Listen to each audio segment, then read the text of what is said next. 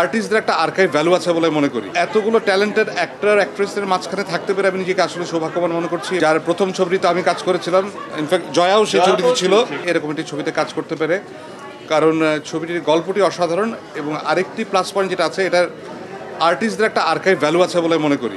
এখানে বিভিন্ন generation actor actress কাজ করেছেন, জাহিদ ভাই কাজ করেছেন, জয়া, অপি, চঞ্চল, সৌম্য, বিকায়মান, আমি, পাভেল ভাই, আফসার আমিমি, এতগুলো ট্যালেন্টেড অ্যাক্টর অ্যাক্ট্রেসের মাঝখানে থাকতে পেরে আমি নিজেকে আসলে সৌভাগ্যবান মনে করছি এবং সেই জন্য থ্যাংক ইউ তারিমকে, যার প্রথম ছবিতে আমি কাজ করেছিলাম। ইনফ্যাক্ট জয়াও সেই ছবিটিতে ছিল, আমরা দুজনে সেই ছবিতে ছিলাম।